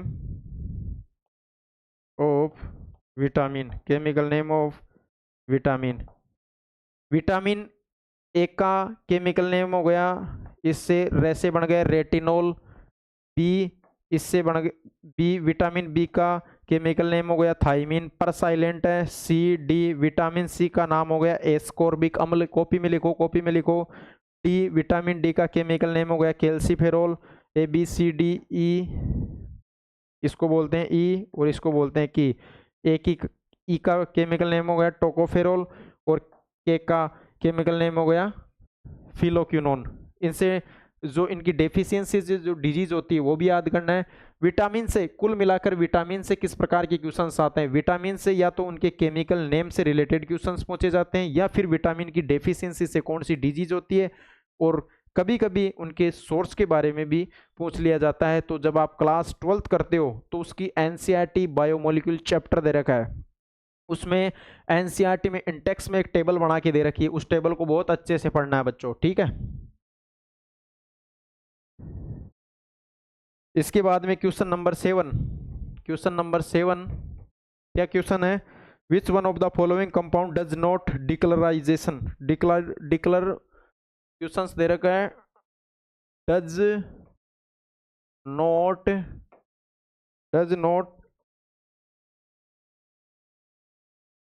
डिक्लोराइज in bromine. कौन से चार ऑप्शंस गिवन है अपने पास में, चार ऑप्शंस गिवन है। फर्स्ट ऑप्शन है साइक्लोहेक्सेन, दूसरा दे रखा है फिनोल, दूसरा दे रखा है फिनोल, और थर्ड ऑप्शन है बच्चों इसको बोलते हैं स्टाइरिन। बेंजीन रिंग के ऊपर अगर दो कार्बन आपस में डबल बॉन्ड से जुड़े होते हैं उसको बोलते हैं स्टाइरिन। और फोर्थ ऑप्शन है इसको बोलते हैं एनिलीन। अब क्वेश्चंस क्या दे रखा है बच्चों, क्वेश्चन क्या गिवन है, क्वेश्चंस को अच्छे से पढ़ो आप। डज नॉट डिक्लराइज यानी कौन सा ब्रोमीन को डिक्लराइज नहीं करेगा, ब्रोमीन को डिक्लराइज करने के लिए, ब्रोमीन को डिक्लराइज करने के लिए, ब्रोमीन को डिक्लराइज करने के लिए ये एक प्रकार से अनसेचुरेशन का टेस्ट होता है। जब आप क्लास 11th करते हो और 12th करते हो, ये दोनों मतलब क्लासों का मिक्स क्वेश्चंस है, 11th और 12th दोनों क्लासों का मिक्स क्वेश्चंस है। ब्रोमीन का अनसेचुरेशन का टेस्ट होता है, unsaturation test, unsaturation test bromine का दे रखा है, या असंतृप्तता का परीक्षण, ठीक है। अब देखो बच्चों अनसेचुरेशन टेस्ट कौन देगा, या तो अपने पास में डबल बॉन्ड प्रेजेंट होने चाहिए या ट्रिपल बॉन्ड प्रेजेंट होने चाहिए। ये बेंजीन है एक प्रकार से, इसको इस प्रकार से भी बना सकते हैं, ठीक है। डबल बॉन्ड प्रेजेंट होना चाहिए, इसमें किसी भी प्रकार का डबल बॉन्ड प्रेजेंट नहीं है तो ये कभी भी डिक्लराइज नहीं होगा, ये ब्रोमीन को कभी भी डिक्लराइज नहीं करेगा। तो ऑप्शन फर्स्ट अपना करेक्ट ऑप्शन है, ये साइक्लोहेक्सेन, ना तो इसके पास में डबल बॉन्ड है ना ट्रिपल बॉन्ड है, ये कभी भी इस ब्रोमीन को डिक्लराइज नहीं करेगा, यानी एक प्रकार से इसमें सिंगल बॉन्ड है। अपने पास में ये सेचुरेटेड कंपाउंड है, ये अनसेचुरेटेड कंपाउंड के अनसेचुरेशन का टेस्ट होता है, यानी डबल बॉन्ड और ट्रिपल बॉन्ड होने चाहिए। अगर फिनोल की रिएक्शंस अपन बच्चों दूसरा देखो, फिनोल की रिएक्शंस अपन 3Br2 से करवाते हैं, फिनोल की रिएक्शंस अपन 3Br2 से करवाते हैं, तो मेरे हिसाब से ये प्रोडक्ट बन जाएगा 2,4,6 यानी 2 नंबरिंग हो जाएगी 2,4,6 ट्राई ब्रोमोफिनोल, 2,4,6 ट्राई ब्रोमोफिनोल। जब आप फिनोल चैप्टर की स्टडी करते हो तो ये ब्रोमीन के साथ में बच्चों वाइट पीपीटी या प्रेसिपिटेट देता है, तो ये एक प्रकार से ब्रोमीन को डिक्लोराइज करेगा। और ये सेकंड, ये स्टाइरिन होता है, स्टाइरिन में डबल बॉन्ड प्रेजेंट है, तो ये भी अनसैचुरेशन का टेस्ट देगा, ये भी टेस्ट देगा, तो ये दोनों ब्रोमीन को डिक्लोराइज करेंगे। अब इस एनिलीन की रिएक्शंस अगर अपन बच्चों Br2 से करवाते हैं, ब्रोमीन से करवा देते हैं, तो Br ऑर्थो और पैरा पोजिशंस पे जुड़ जाएगा, तो 2,4,6 try bromo, 2,4,6 try bromo aniline, ये भी एक प्रकार से वाइट पीपीटी देगा, ये भी एक प्रकार से वाइट पीपीटी देगा, तो ये भी एक प्रकार से इसको डिक्लोराइज कर देगा। ब्रोमीन के डिक्लोराइजेशंस का क्वेश्चंस है बच्चों। ब्रोमीन को कौन कौन डिक्लोराइज करते हैं, जिसमें एक प्रकार से या तो डबल बॉन्ड प्रेजेंट हो या ट्रिपल बॉन्ड प्रेजेंट हो, ये दोनों तो देखो ब्रोमीन को डिक्लोराइज करेंगे। ये फिनोल की रिएक्शंस जैसे ही Br2 से करवाते हैं तो 2,4,6 ट्राई ब्रोमो फिनोल प्राप्त होता है, जो एक प्रकार से व्हाइट पीपीटी देगा। और एनिलीन की रिएक्शन अगर Br2 से करवाते हैं तो 2,4,6 ट्राई ब्रोमो एनिलीन प्राप्त होता है, ये भी व्हाइट पीपीटी देगा, ये भी इसको डिक्लोराइज करेगा, ये भी डिक्लोराइज करेगा। और ये स्टाइरिन के पास में एक प्रकार से डबल बॉन्ड प्रेजेंट है, तो ये भी इसको डिक्लोराइज करेगा। साइक्लोहेक्सेन अनसेचुरेशन का टेस्ट नहीं देगा, ये सेचुरेटेड कंपाउंड है, ये कभी भी ब्रोमीन को डिक्लोराइज नहीं करेगा। काफी आसान क्वेश्चन है। 11th और 12th दोनों कक्षाओं के जो चैप्टर दे रखे हैं उनके मिक्स प्रॉब्लम है, तो 11th 12th की दोनों क्लासों से लिया हुआ क्वेश्चन है। क्वेश्चन नंबर 8, क्वेश्चन नंबर 8 की बात करता हूं बच्चों। नीट 2025 में क्वेश्चन नंबर 8 क्या पूछा है, identify the suitable reagent for the following conversion. आपके पास में ये रिएजेंट दे रखा है, आपके पास में ये रिएजेंट दे रखा है बच्चों, C डबल बॉन्ड O और OCH3। इस रिएजेंट को इसमें कौन कन्वर्ट कर सकता है, ऐसा क्वेश्चन है। इस रिएजेंट को इसमें कौन कन्वर्ट कर सकता है, CHO। ऑप्शंस अपने पास में गिवन है। फर्स्ट ऑप्शंस है, इसमें फर्स्ट दे रखा है LiAlH4 और सेकंड दे रखा है H2O H+ या H2O। और सेकंड ऑप्शंस गिवन है बच्चों, second aluminium AlHBi aluminium hydride, ये फर्स्ट, और इसका ये सब यूनिट का सेकंड दे रखा है, हाइड्रोलाइसिस भी करा रखा है। और थर्ड ऑप्शंस अपने पास में गिवन है सोडियम NaBH4 सोडियम बोरोहाइड्राइड, और सेकंड दे रखा है इसका H+ और H2O। और इसके बाद में फोर्थ ऑप्शंस गिवन है बच्चों अपने पास में H2PD या BaSO4। देखो ऐसा क्वेश्चंस आया था आपके पास में नीट 2025 में, ऐसा क्वेश्चंस आया हुआ था। मैं बता देता हूँ ये कहाँ से लिया हुआ क्वेश्चन है। जब आप क्लास 12th करते हो उसमें एक चैप्टर दे रखा है एल्डिहाइड और कीटोन।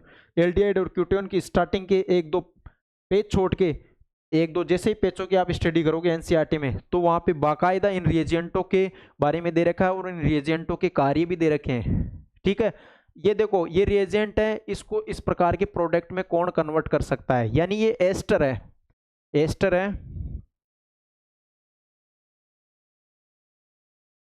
एस्टर को एक प्रकार से एल्डिहाइड,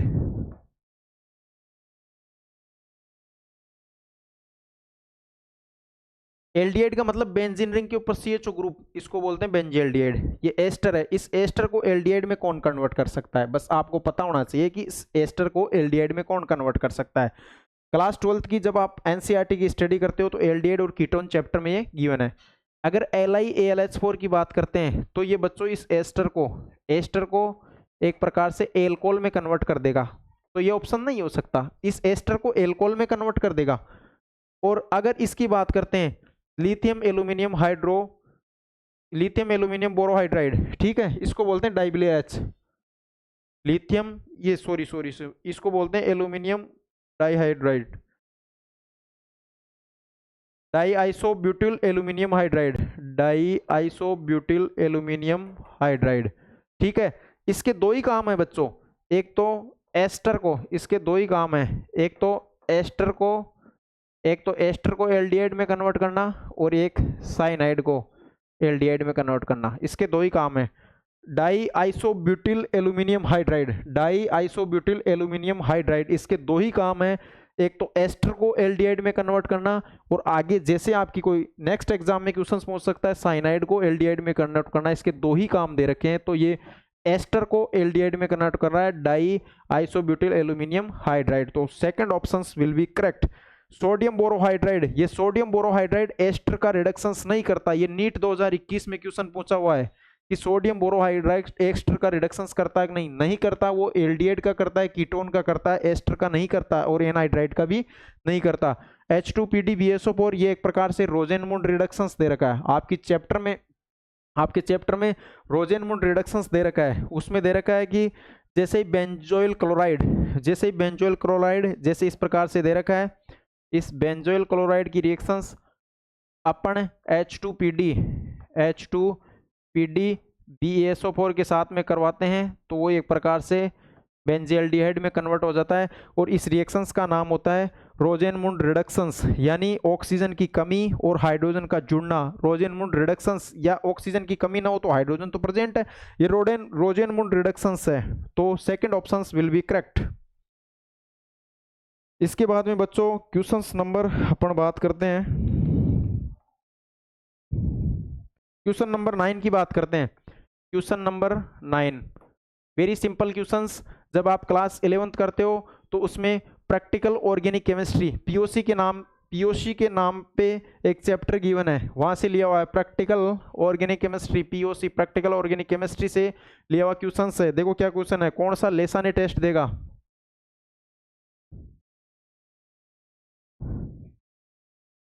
लेसानेस टेस्ट देगा, कौन सा लेसाने टेस्ट देगा? तो ऑप्शन फर्स्ट देखो क्या दे रखा है, सोडियम प्लस कार्बन और नाइट्रोजन को जैसे ही आप हीट करते हो तो ये एक प्रकार से NaCN बना लेता है, ठीक है। और सेकंड ऑप्शन देखो क्या गिवन है, सेकंड दे रखा है 2 मोल सोडियम प्लस सल्फर, जैसे ही इसको गर्म करते हो तो ये बना लेता है सोडियम सल्फाइड। और थर्ड ऑप्शन गिवन है जैसे सोडियम को हेलोजन के साथ में आप गर्म करते हो तो ये एक प्रकार से NaX सोडियम हेलाइड बना लेगा। और फोर्थ ऑप्शन गिवन है अपने पास में 2CuO प्लस कॉपर, जैसे इसको अपन गर्म करते हैं बच्चों तो ये 2CuO प्लस सॉरी तो ये 2Cu प्लस O2, ऐसा क्वेश्चन आया था नीट 2025 में। क्वेश्चन आया होता कि कौन सा लेसाने टेस्ट देगा, कौन सा लेसाने टेस्ट देगा। लेसाने प्रेक्षण में एक चीज बता देता हूं कि जो एक प्रकार से नाइट्रोजन, सल्फर और हेलोजन फैमिली अगर सोडियम के साथ में रिएक्शंस करते हैं तो वो एक प्रकार से लेसाने टेस्ट देते हैं।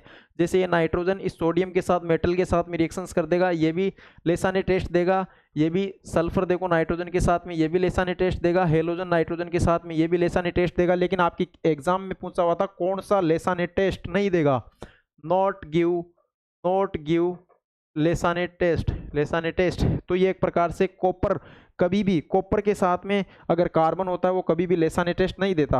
यहाँ देखो आयनिक मॉलिक्यूल की फॉर्मेशन हो रही है, ये लेसाने टेस्ट देंगे, ये लेसाने टेस्ट देंगे, ठीक है। क्वेश्चन नंबर 10, क्वेश्चन नंबर 10 की बात करता हूं मैं। क्वेश्चन नंबर 10 की बात करता हूं तो ये कहां से लिया हुआ क्वेश्चन है। ये बच्चों जब आप क्लास 12th करते हो उसमें एक चैप्टर दे रखा है हेलो एल्केन और हेलो एरिन, बहुत आसान क्वेश्चन है, ज्यादा हाईफाई मामला का क्वेश्चन नहीं है, कई बार एग्जाम में क्वेश्चन आ गए और बहुत आसान क्वेश्चन है, एनसीईआरटी में लिखा हुआ है। देखो क्वेश्चन पढ़ देता हूं मैं। Given below are two statement is labelled as assertion और रीजन, एक दे रखा है एसेशन और रीजन दे रखा है, तो एंड द करेक्ट ऑप्शंस बताना है। ये अपने को ये एसरेशन दे रखा है, इसको बोलते हैं आयोडोब्यूटेन, आयोडो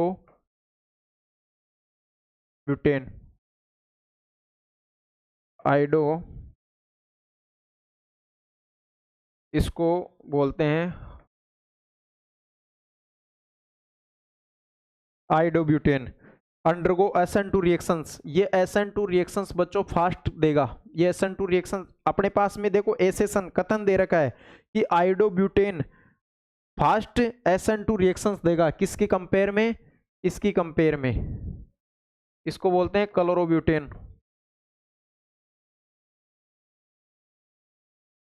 ये तो एसेशन दे रखा है, क्या दे रखा है कि आइडोब्यूटेन SN2 रिएक्शन फास्ट देगा, किसकी कंपेयर में, क्लोरोब्यूटेन की। ये बात बच्चों करेक्ट है, ये बात अपना कथन दे रखा है वो एक प्रकार से सही है। अब इसके पीछे रीजन बता रखा है बच्चों, रीजन देखो क्या दे रखा है, रीजन में पढ़ देता हूं, रीजन पढ़ देता हूं। Iodine, iodine is a better leaving group because of its large size in the right of the above statement, choose the correct answer. देखो अपने पास में जो आयोडीन होता है ना, वो एक प्रकार से बेस्ट लिविंग ग्रुप होता है, बेटर लिविंग ग्रुप होता है। आयोडीन एक प्रकार से, आयोडीन बेटर लिविंग ग्रुप होता है, आयोडीन बेटर लिविंग ग्रुप होता है, सबसे अच्छा निष्कासित समूह होता है जो इजीली रिमूव हो जाता है। बेटर लिविंग ग्रुप होने के कारण जो आयोडोब्यूटेन होता है वो क्लोरोब्यूटेन की कंपेयर में SN2 रिएक्शन फास्ट देता है। इसके पीछे रीजन, ये भी बात सही है, ये भी बात सही है, दोनों statement are will be true. तो आयोडीन एक प्रकार से बेटर लिविंग ग्रुप होता है जो एक प्रकार से इजीली रिमूव हो जाता है।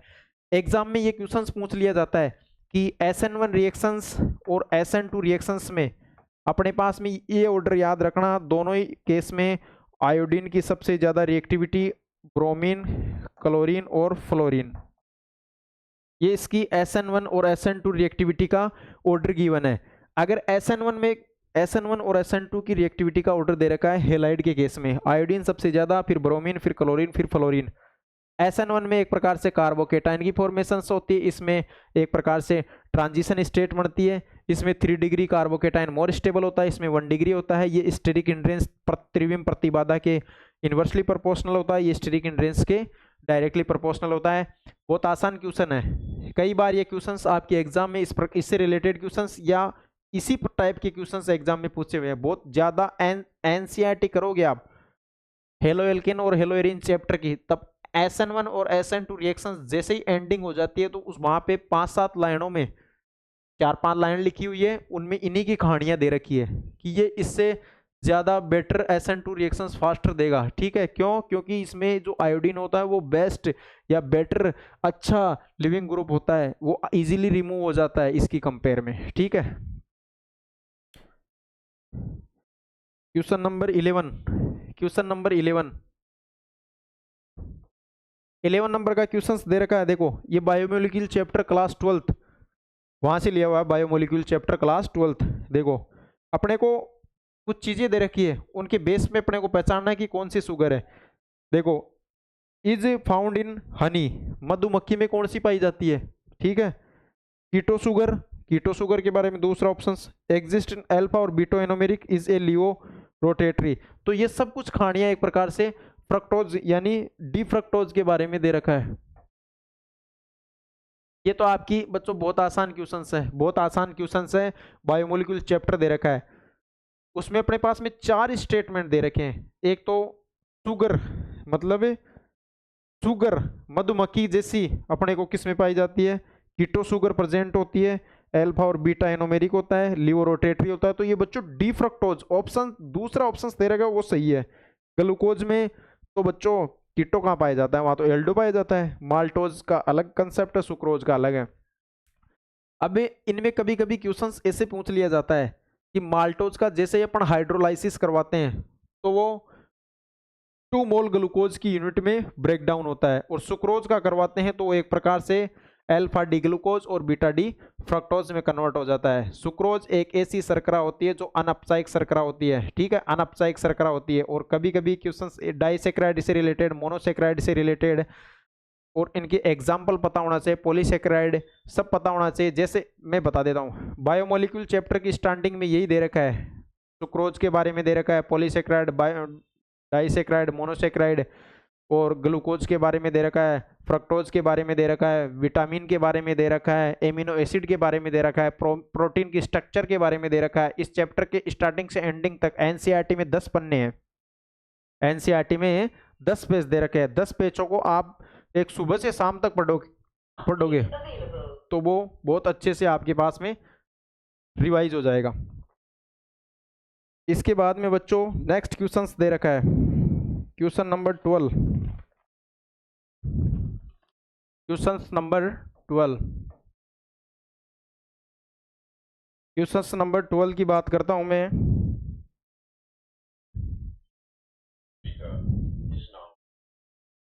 क्वेश्चन नंबर 12,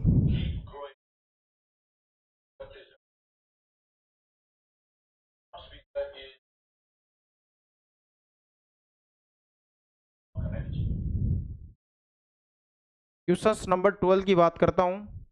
ये क्वेश्चन आपकी क्लास 11th की एनसीईआरटी में गिवन है। क्लास 11 जैसे ही आप करते हो तो उस एनसीईआरटी में गिवन है। बच्चों क्वेश्चंस क्या है, देखो मैं क्वेश्चंस पढ़ देता हूँ। How many product including stereo, stereo isomerism होनी चाहिए यानी ज्योमेट्रिकल और ऑप्टिकल के बारे में दे रखा है। एक्सपेक्टेड फ्रॉम मोनोक्लोरिनेशन, मोनोक्लोरिनेशन जैसे ये आपके पास में आइसोपेंटेन दे रखा है, आइसोपेंटेन दे रखा है,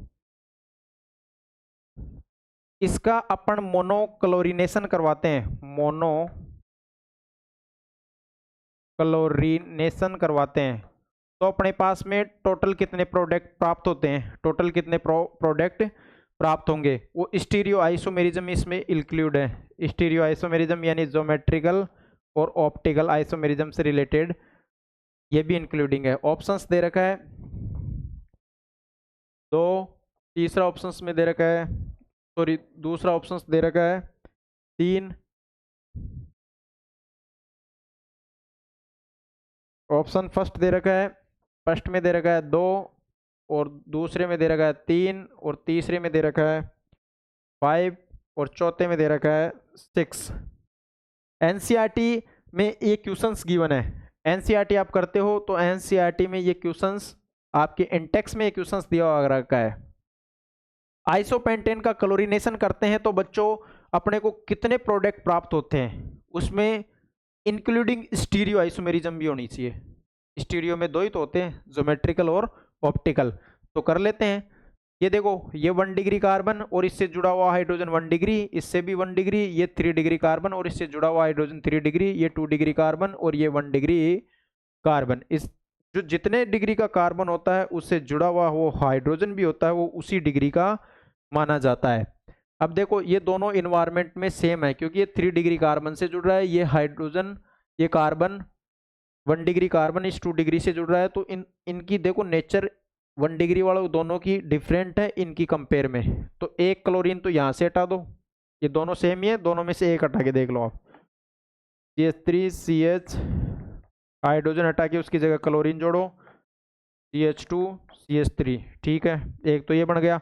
अब यहाँ से इस हाइड्रोजन को रिमूव करके इसकी जगह क्लोरीन जोड़ो, तो CH3Cl CH3 CH2 CH3। इसके बाद में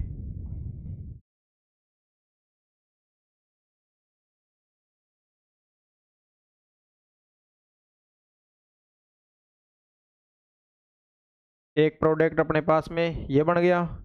इसके बाद में बच्चों यहाँ से हाइड्रोजन को हटा के देखो, CH3 CH CH3 CH Cl CH3। इसके बाद में यहाँ से हाइड्रोजन को हटा के देखो, यहाँ से हटा के देखोगे CH3 CH CH3 CH2 और CH2Cl। अब देखो 4 तो अपने पास में स्ट्रक्चरल आइसोमेरिज्म बन गए। अब अपने को इसमें ज्योमेट्रिकल यानी स्टीरियो भी इंक्लूड करना है बच्चों। क्या ये कायरल बन रहा है क्या, ये मेरे हिसाब से कायरल बन रहा है, तो इसकी D और L फॉर्म बनेगी, तो इसके टोटल कितने हो गए 2। ये कायरल है क्या, ये कायरल नहीं है, तो इसकी एक फॉर्म बन गई। ये कायरल है क्या, ये कायरल है क्या, ये कायरल है क्या, ये देखो हाँ ये कायरल बन गया एक, इसकी D और L फॉर्म बनेगी, 2 इसके बन गए, एक इसका बन गया, तो टोटल कितने हो गए, 2 2 4 2 6, टोटल अपने पास में इसके मोनोक्लोरिनेशन पे इंक्लूडिंग स्टीरियो प्रोडक्ट टोटल 6 बन जाएंगे, टोटल 6 बन रहे हैं। तो 6 ऑप्शन, चौथा ऑप्शन में दे रखा है 6, तो 6 बन जाएंगे इसके। ठीक है बच्चों, अपने क्या पूछा, मोनोक्लोरिनेशन पे अपने कितने कंपाउंड प्राप्त होते हैं। जैसे इसका मैंने मोनोक्लोरिनेशन किया तो एक प्रकार से ये देखो, ये 4 तो स्ट्रक्चरल बन गए, और 4 में ये देखो इसमें एक कायरल कार्बन है तो ये डी और एल बन गया, इसमें भी देखो डी और एल बन गया। एस कायरल कार्बन क्या होता है, sp3 कार्बन जिससे अटैच, चारों वैलेंसी डिफरेंट डिफरेंट होनी चाहिए, वो एक प्रकार से कायरल कार्बन होता है। ऑप्टिकल आइसोमेरिज्म का ही पार्ट होता है, और ऑप्टिकल आइसोमेरिज्म ज्योमेट्रिकल आइसोमेरिज्म का पार्ट होती है। तो टोटल 6 इसमें कंपाउंड प्राप्त होते हैं। क्वेश्चन नंबर 13,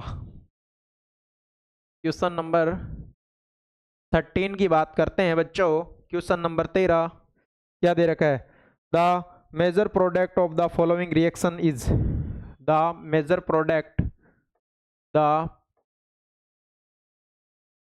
मेजर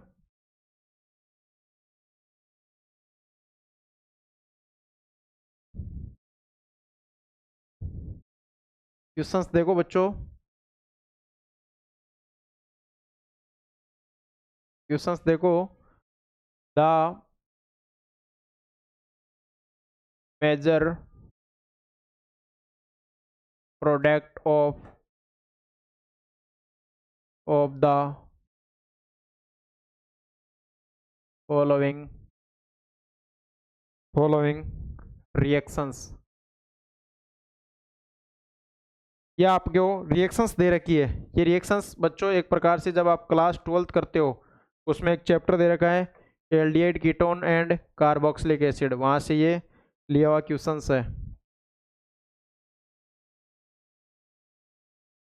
इसमें फर्स्ट स्टेप में इसकी रिएक्शंस करा रखी है, फर्स्ट स्टेप में इसकी रिएक्शंस करा रखी है CH3MgBr, और ये एक प्रकार से एक्सिस में ले रखा है, एक्सिस में ले रखा है, और इसका हाइड्रोलाइसिस भी करा रखा है, इसका हाइड्रोलाइसिस भी करा रखा है। तो ये एक प्रकार से मेटल प्लस होती है और कार्बन माइनस होता है, ये एक प्रकार से प्लस होता है, इस पे पार्शियल पॉजिटिव, इस पे पार्शियल नेगेटिव, इस पे ये ट्रिपल बॉन्ड टूटेगा तो इस पे पार्शियल पॉजिटिव, इस पे पार्शियल नेगेटिव, तो ये नेगेटिव पार्ट तो यहाँ जाके जुड़ जाएगा और ये पॉजिटिव पार्ट यहाँ जाके जुड़ जाएगा। जैसे ही इसका कंप्लीट आप ब्रेक डाउन करवाते हो तो आपके पास में इस प्रकार से सी, इसका हाइड्रोलाइसिस के बाद में ये फिनॉल बन जाएगा, ये CH3 बन जाएगा, ये CH2 और C double bond O last में। इसका इस प्रकार से ऑप्शंस गिवन है, ये CH3, इसका फाइनल प्रोडक्ट ये बन जाएगा। ठीक है, इसमें साइनाइड का भी एक प्रकार से ब्रेक डाउन करा के देख लेना। इसमें जैसे इस ग्रिग्नार्ड रिएजेंट की रिएक्शंस इससे करवाते हैं तो पॉजिटिव पार्ट तो वहां जाके जुड़ता है जहां नेगेटिव होता है, नेगेटिव पार्ट वहां जाके जुड़ता है जहां पे पॉजिटिव होता है। ठीक है, एक्सिस में दे रखा है तो इनका एक एक बार ही आप इनकी रिएक्शंस करवा सकते हो, और लास्ट में जैसे हाइड्रोलाइसिस होता है तो इसमें ये OH बन जाएगा और ये इस प्रकार से इसका रिडक्शंस हो जाएगा। कीटोन का आगे रिडक्शंस नहीं होता, एल्कोहल का तो फर्दर रिडक्शंस होता है लेकिन कीटोन का रिडक्शंस नहीं होता। इसके बाद में question number 14, question number 14, question number 14, question number 14 क्या क्वेश्चन आया था, among the given compound first to third the correct order of bond dissociation energy, bond dissociation energy से रिलेटेड है, bond dissociation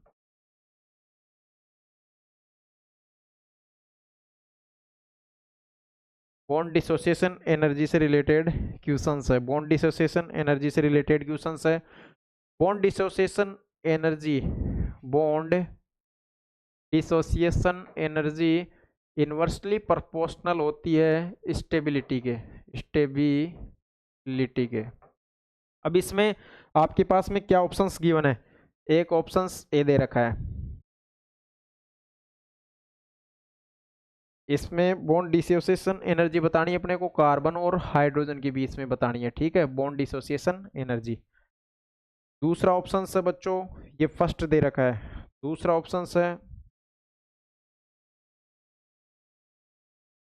C triple bond C और ये H, ये देखो यहाँ मार्क कर रखा है कार्बन और ये मार्क कर रखा है वहाँ की बॉन्ड डिसोसिएशन एनर्जी अपने को बतानी है, बॉन्ड डिसोसिएशन एनर्जी वहाँ की बतानी है। ये थर्ड ऐसा ऐसा दे रखा है, थर्ड इस प्रकार का दे रखा है बच्चों।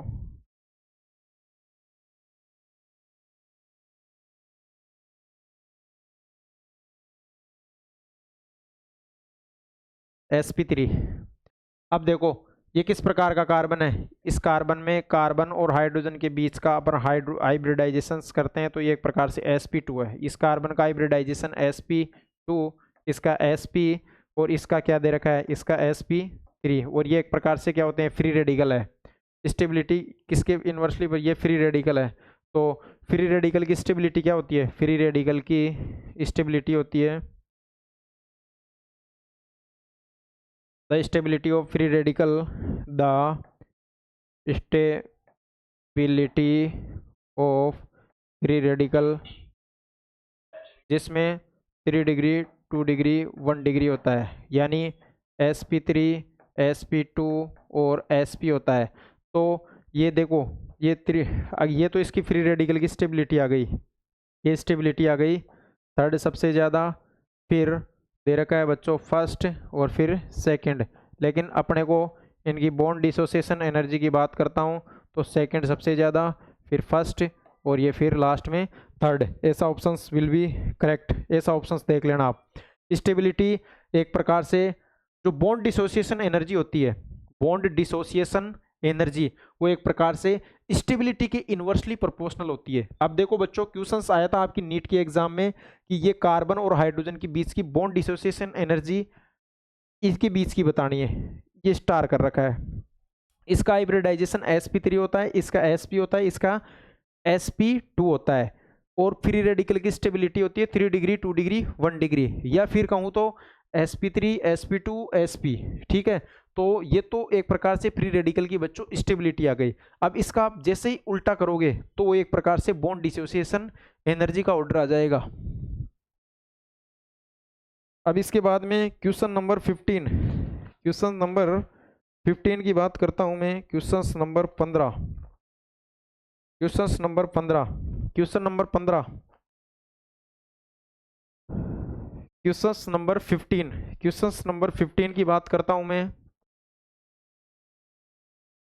क्वेश्चन नंबर 15 देखो क्या क्वेश्चंस है, एमाइन चैप्टर से लिया हुआ क्वेश्चंस है, एमाइन चैप्टर से लिया हुआ क्वेश्चंस है। मैं बोल देता हूं, amine given below are two statement, दो स्टेटमेंट आपको दे रखे हैं, जिसमें फर्स्ट स्टेटमेंट क्या दे रखा है, फर्स्ट स्टेटमेंट दे रखा है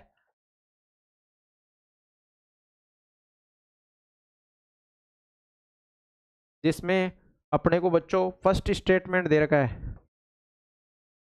फर्स्ट स्टेटमेंट दे रखा है अपने को, क्या दे रखा है देखो, benzene diazonium salt, benzene diazonium salt prepared by the reactions of aniline with nitrous acid 273 से 373 केल्विन पे डिकम्पोज हो जाते हैं इजीली।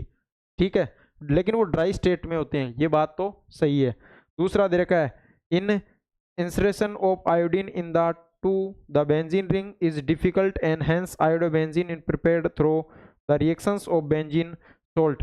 अपन कहने का मतलब ऐसा है कि अपन बेंजीन पे डायरेक्ट अपन आयोडीन नहीं जोड़ सकते, बेंजीन पे डायरेक्ट आयोडीन नहीं जोड़ सकते, इसके लिए अपन को KI की रिक्वायरमेंट होती है, पोटेशियम आयोडाइड की रिक्वायरमेंट होती है। ये दोनों ही अपने पास में स्टेटमेंट करेक्ट है। इसके बाद में बच्चों क्वेश्चन नंबर 16 बोल देता हूं मैं, क्वेश्चन नंबर यही करवा देता हूं, क्वेश्चन नंबर 16, ये 15 हो गया। 16 क्वेश्चंस देखो आप, क्वेश्चंस में प्रैक्टिकल ऑर्गेनिक केमिस्ट्री POC से लिया हुआ क्वेश्चंस है। क्लोरोफॉर्म और जो एनिलीन होता है उसका सेपरेशन का मेथड होता है बच्चों सिंपल डिस्टिलेशन। क्लोरोफॉर्म और एनिलीन के simple distillation. Crowd oil in petroleum, इसके लिए बच्चों अपने पास में होता है फ्रैक्शनल डिस्टिलेशन। ग्लिसरॉल फ्रॉम सेम्प्ट, इसके लिए अपने पास में डिस्टिलेशन होता है distillation under reduction reduce pressure. और एनिलीन वाटर के लिए अपने पास में होता है स्टेम डिस्टिलेशन। ये क्वेश्चन नंबर 16 आपके एग्जाम में आया था। और 17 क्वेश्चंस ऑर्गेनिक केमिस्ट्री की मैं बात करूं, ऑर्गेनिक केमिस्ट्री की 17 क्वेश्चंस की बात करूं, total number of possible isomerism यानी C4 H8O, C4H8O, इसका अपने को टोटल अपने को क्या पहुंचा रहा है, पॉसिबल आइसोमेरिज्म, तो टोटल पॉसिबल आइसोमेरिज्म 10 बनेंगे। ये बच्चों आपकी नीट 2025 का पेपर सॉल्यूशन हो गया। काफ़ी आसान पेपर आपकी एग्जाम में आया था। एग्जाम में बहुत आसान आसान क्वेश्चंस आते हैं बच्चों, कोई ज़्यादा हाईफाई मामले का एग्जाम में पेपर नहीं आता।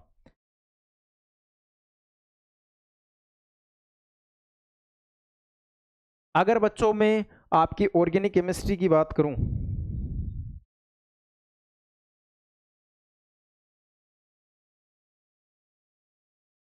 देखो ऑर्गेनिक केमिस्ट्री की बात करूं मैं आपको,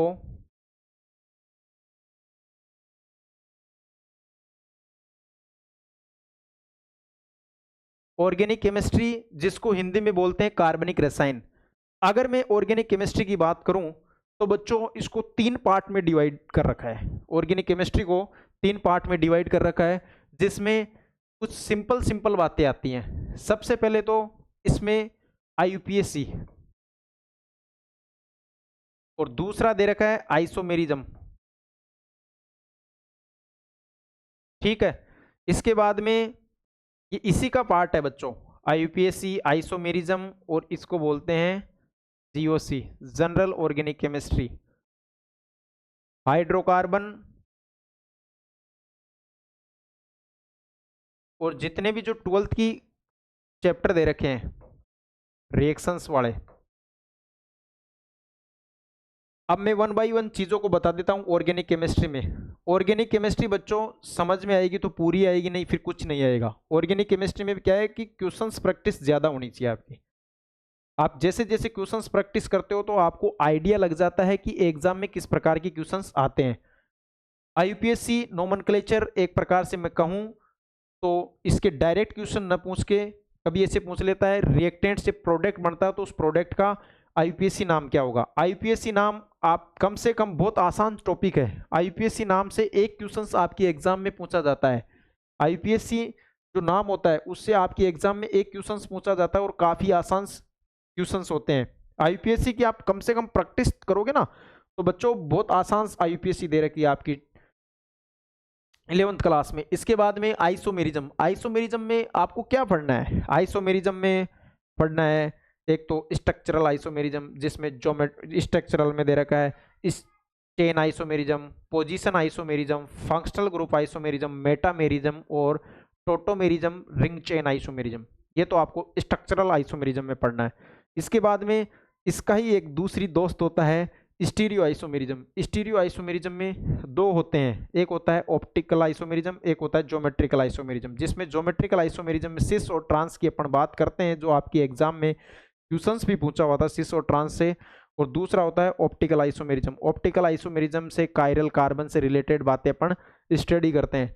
इसके बाद में होता है जीओसी, इसको हार्ट ऑफ ऑर्गेनिक केमिस्ट्री, कार्बनिक रसायन का दिल भी कहते हैं। हार्ट ऑफ ऑर्गेनिक केमिस्ट्री, कार्बनिक रसायन का दिल भी कहते हैं। इसमें कुछ इफेक्ट्स के बारे में अपन स्टडी करते हैं, इसमें कुछ इफेक्ट के बारे में अपन स्टडी करते हैं, जैसे प्लस एम कौन सा होता है, प्लस आई कौन सा होता है, माइनस एम कौन सा, inductive effect, mesomeric effect, hyper conjugation, resonance. ये भर भर के आपको अच्छा एसिड बेस रिलेटेड इक्विवेलेंट थ्योरियां, ये सब कुछ इसमें आपको पढ़ना है। अगर आपके ये टॉपिक समझ में आ गया तो आपकी जो क्लास 12th दे रखी है, क्लास 12th में इन चीज़ों का एप्लीकेशन दे रखा है, उनमें ये इफेक्ट डायरेक्ट लगता है। कौन सा एसिडिक होता है, कौन सा बेसिक होता है, इनके ऑर्डर पूछ लेता है, सीक्वेंसिंग ऑर्डर पूछ लेता है, इसकी पावर पूछ लेता है, एक डीएनपी रूल होता है इसमें, डिस्टेंस नंबर पावर। इसके बाद में बच्चों आपकी क्लास में आप स्टडी करते हो, क्लास 11th में, क्लास 11th में स्टडी करते हो तो एक चैप्टर दे रखा हाइड्रोकार्बन। कम से कम नीट में 3 क्वेश्चंस आते हैं हाइड्रोकार्बन से, नीट में 3 क्वेश्चन आते हैं। बहुत ही NCERT based questions examiner frame करता है, ताकि बच्चों के एनसीईआरटी पढ़ेगा तो बच्चे इजीली क्वेश्चन सोल्व कर पाएंगे। एनसीईआरटी से रिलेटेड हाइड्रोकार्बन में क्वेश्चंस आते हैं। हाइड्रोकार्बन में आपको 4 यूनिट पढ़नी होती है, एक होता है एल्केन, एल्कीन, एल्काइन और एरोमेटिक कंपाउंड, ठीक है। बहुत आसान चैप्टर है। आप जब जैसे ही बच्चों स्टार्टिंग से एंडिंग तक इस चैप्टर को पढ़ते हो तो बहुत मजा आता है इस चैप्टर में। इसमें कोई ज्यादा हाईफाई चीजें भी नहीं दे रखी है, आपको बस रिवीजन करना है, क्वेश्चंस प्रैक्टिस करना है, रिएजेंटों के बारे में सोचना है, इस रिएक्शंस का फाइनल प्रोडक्ट क्या बनेगा, ऐसे क्वेश्चंस आते हैं आपके एग्जाम में। कुछ टेस्ट जैसे, अब इसके बाद में ये मामला तो हो गया 11th का हो गया। अब इसके बाद में कुछ चैप्टर आते हैं 12th में, ऑर्गेनिक केमिस्ट्री के 12th में आते हैं, जिसमें फर्स्ट चैप्टर दे रखा है बच्चों आपको halo alkane and hello arenes. इसके बाद में सेकंड चैप्टर दे रखा आपको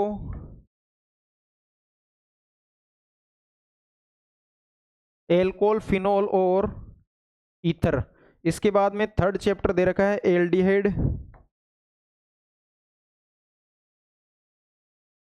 कीटोन एंड कार्बोक्सिलिक एसिड। और फोर्थ चैप्टर दे रखा है बच्चों आपको एमाइन। और इसके बाद में दे रखा है बायो। ये आपकी क्लास 11th और 12th की ऑर्गेनिक केमिस्ट्री का ब्रीफ डिस्कशन हो गया। क्लास 11th का तो मामला ये दे रखा है और 12th का ये दे रखा है, ये ऑर्गेनिक केमिस्ट्री।